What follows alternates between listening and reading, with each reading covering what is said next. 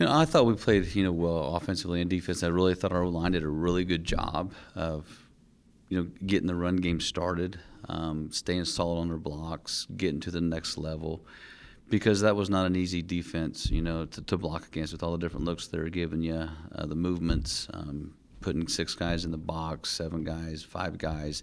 So it changed quite a bit for them as the game went on. So they really hunkered down, figured it out, and did a good job. I feel like they did really well in pass protection. We gave up some sacks. I think that was more of our quarterback holding onto the ball too long and not taking what was given to us and trying to go for the deep ball more than anything.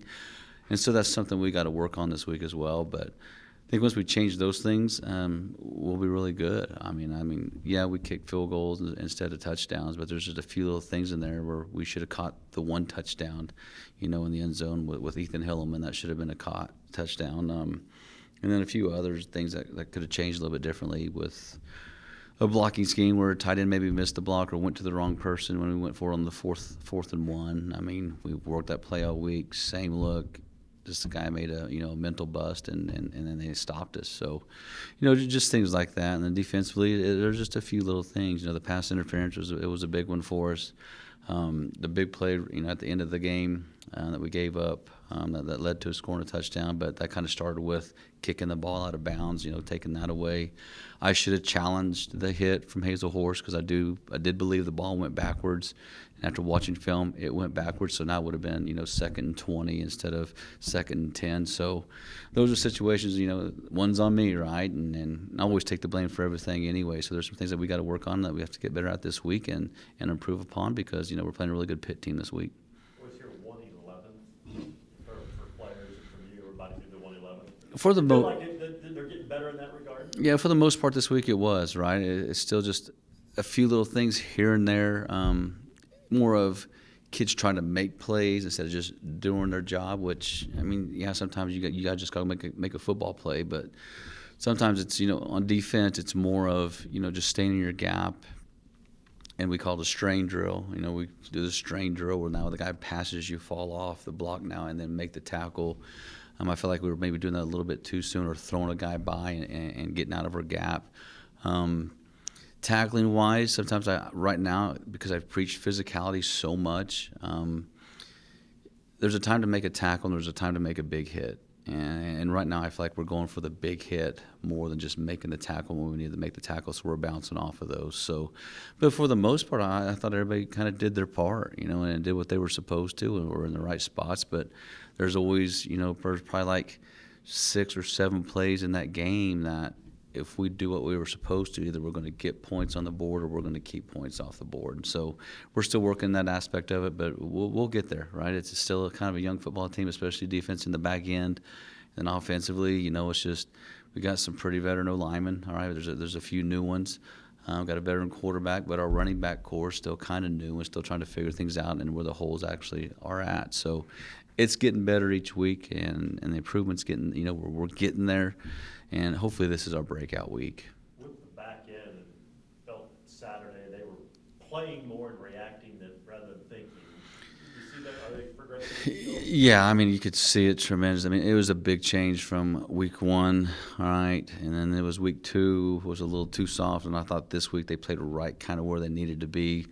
Still a few little things that we need to get attached a little bit earlier, to the receiver.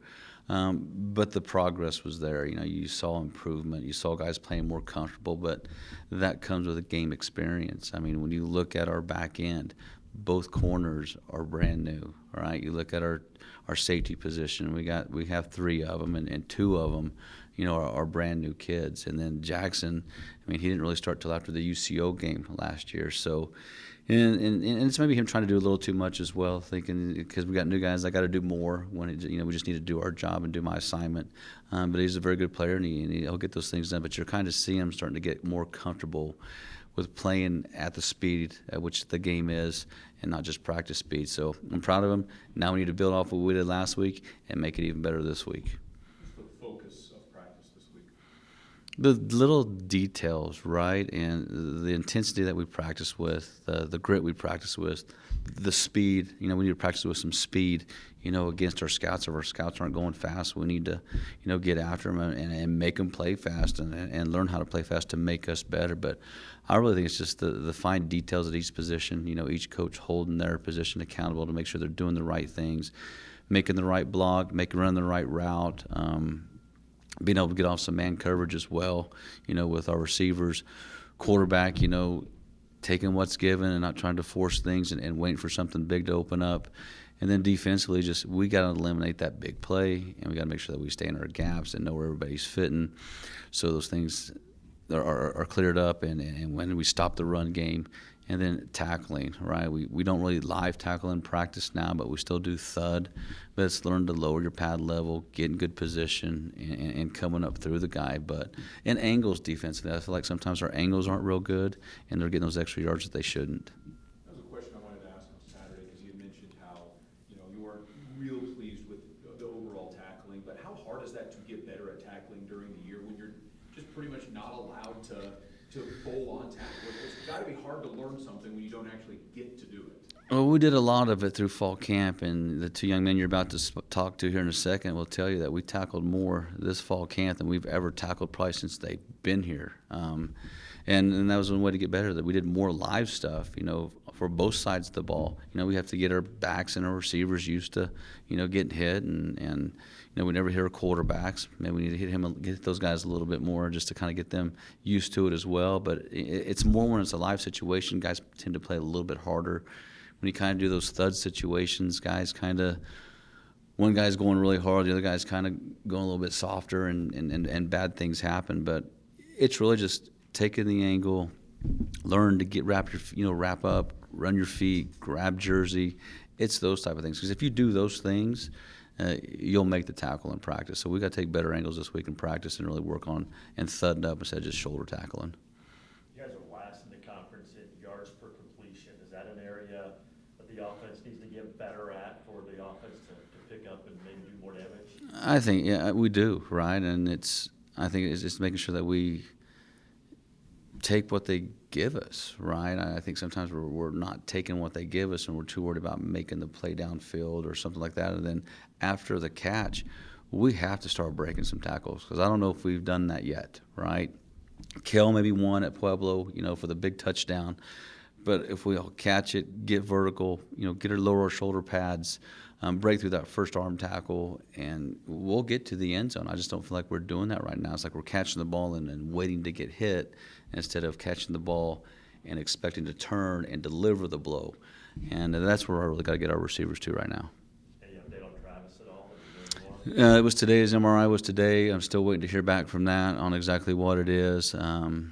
So we'll see. I'm praying for the best for the young man, and hopefully it's not as bad as we think it is. If he can't go this week or for a while, what's the plan, and who's the next guy up, or is it still by committee? We still got to find a way to run the ball, right? And so this practice this week is going to figure out who's going to be our starter. Is it going to be Josh Clark? Is it going to be Curtis Douglas? Is it going to be Donovan Hunt? Is it going to be Ken Miller?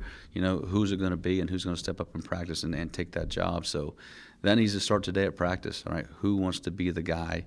Who wants to lead this team to victories? And, we need to find that guy to do it, because if you don't have a run game, you got to put your linemen in situations where all we're doing is passing. Those defensive linemen are just going to pin their ears back and have a great time, and that's going to put a lot of stress on them. So one of those guys this week, these next 3 days, Tuesday, Wednesday, Thursday, need to figure out who wants to be the guy. When you watch Pittsburg State, what stands out? Just a really good football team. I mean, they've played some really tough competition. I mean, played number one Ferris State, who's great offensively and defensively. Played UCO. I mean, that was a crazy game as well. Their quarterback scored 21 points early. Quarterback goes down, and it turns into a really close ball game. And then beating Grand Valley last week, who's a very good team as well. I mean, they played top 10 opponents or top 15 opponents, for their first 3 games, and they're sitting here 1-2. But you see a big improvement each week on them, just getting better at everything that they do. Defensively, I really feel like their D linemen are very strong, very solid, very quick and athletic. Run the twist game very, very well. Give you some different looks up front with a 4-man front to a 5-man front. But usually when they do go 5-man, they're going to bring some guys off the edge, anyway. One linebacker, two linebackers, but when they just play the 4-man, you're going to see some zone coverage, some man, roll into some cover 3 and things like that. But a team that's coached very well, a team that plays physical, a team that plays hard and knows exactly what they're doing, and they do their job well. So, our offense has got the work cut out for them, but I really, truly feel like we got the guys up front that can handle them. And I feel like we got our skill guys are just as talented as well. So we just need to get the ball rolling this week. And then offensively, their quarterback has improved tremendously from week 1 to week 3. He's really turned it on. Runs the ball very well with some quarterback power, counter, things like that. Is able to scramble around, gain extra yards when he needs to run or throw the ball downfield. Very talented wide receivers. They got 3 or 4 wide receivers that can run, that can get vertical, and they can catch the deep ball at any time.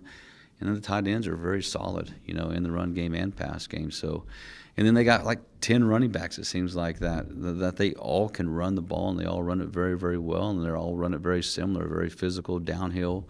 And when they get out in the open, they can break it. So this is a team that's really tough. This might be our toughest test to this point is this Pitt State team. So we just got to get better this week. I think we're a good football team. I think they're a very good football team. And I'm hoping for a good battle and a good game. The unfortunate truth about Division II football is 3 losses might be too much, and it might keep you out.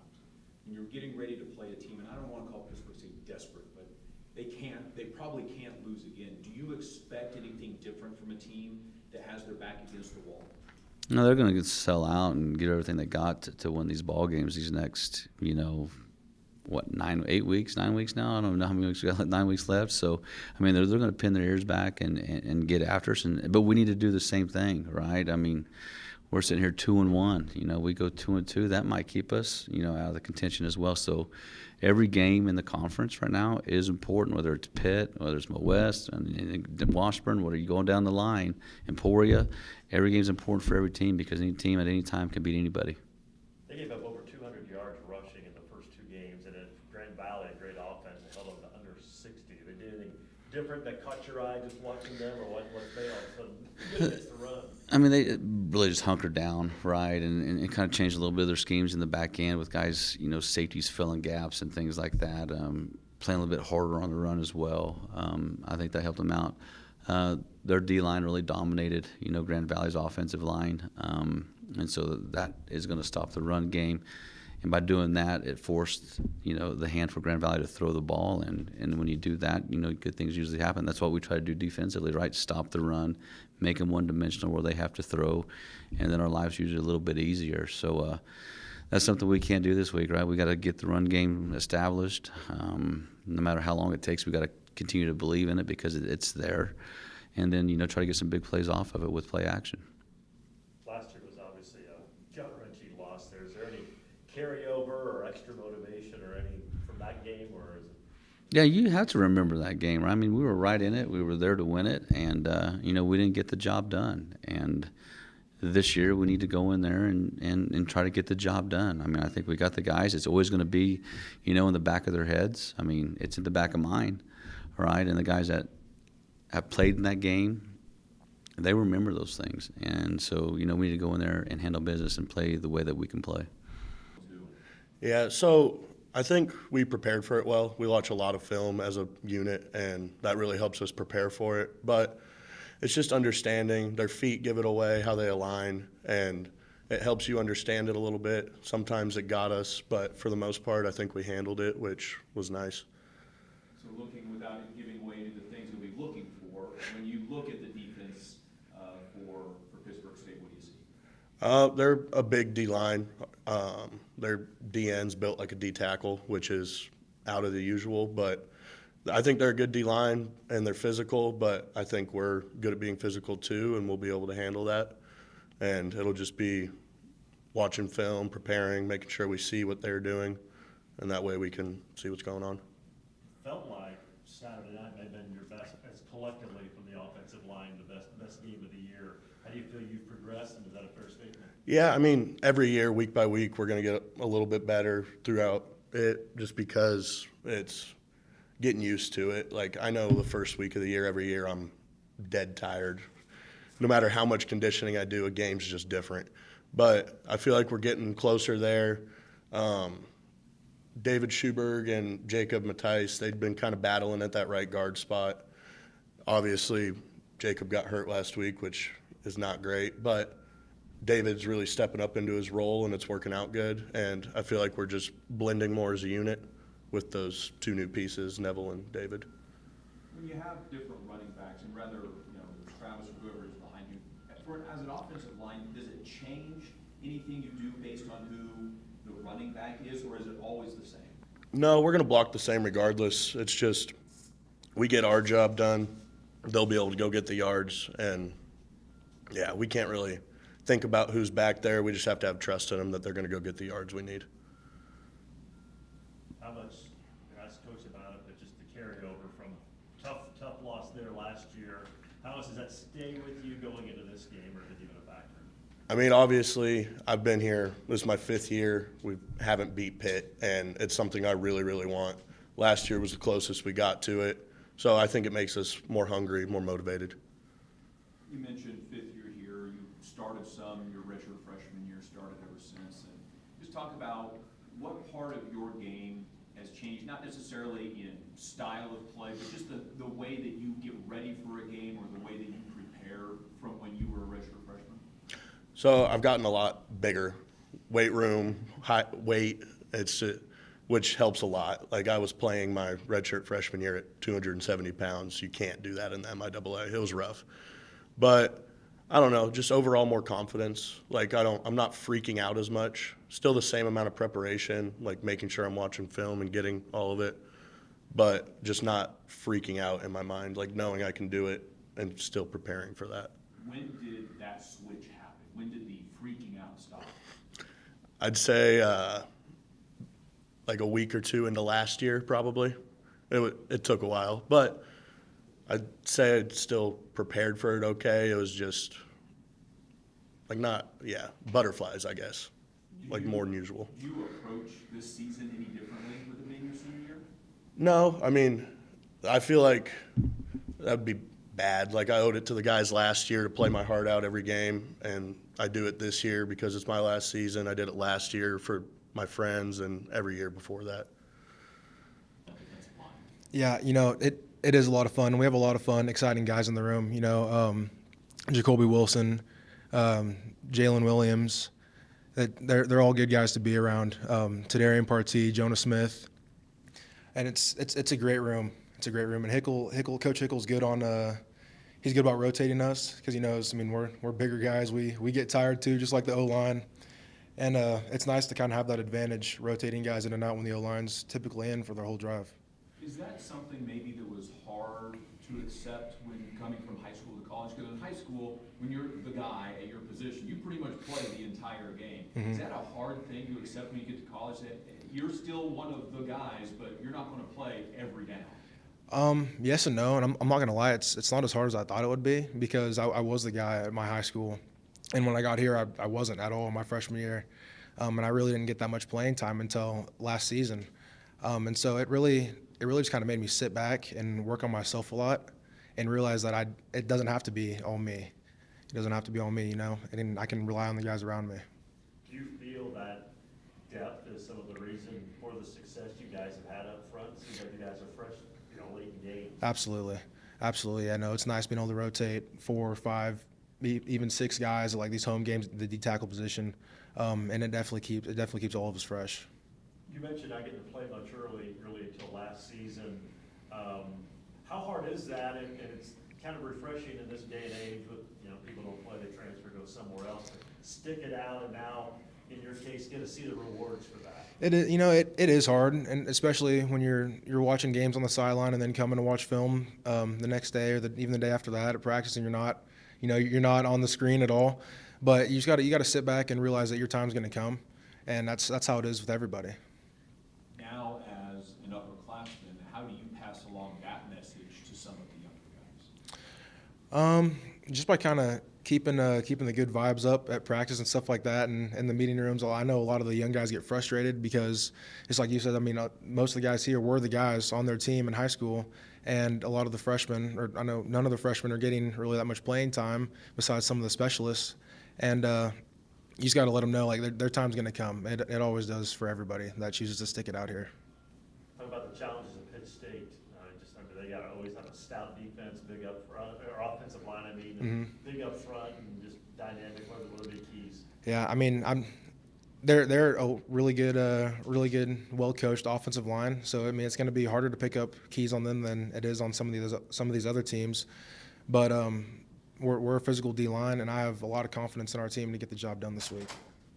Talk a little bit about playing the other in-state schools where you're an in-state kid. Like, is there any more? Is there another level to it? Just because it's Pittsburg State, Washburn, and Porter State playing those schools. To be honest, I don't look at it any differently. I think I look at every MIAA game the same. Like Coach Brown was saying, any game can go any given way any week. So it's every game's a challenge. Kind of on the, I asked Porter this, but last year was a gut-wrenching way to lose that game. Does that stick with you going into this one at all? Absolutely.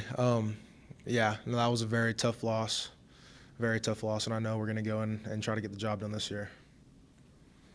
We had a Salina Central guy in here last week. Yeah. And I asked him about the mayor's stuff, Uh-huh. just to see if he pays attention to it anymore. And then he unveiled that you two have been roommates. Yeah, since freshman year. Since freshman year.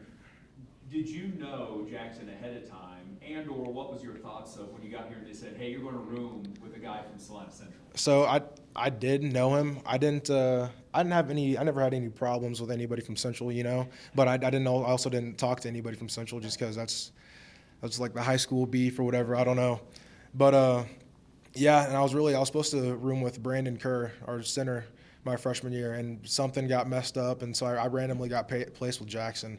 And I mean, we didn't talk to each other for maybe the first week or two. I don't know if that was just because two dudes were learning how to live with each other or what, but we figured it out pretty quick, and it's been pretty good since. What areas in your game have you grown in since you got here for 4 days? I feel like I've gotten a lot better in my get off, hand placement, and just gap assignment.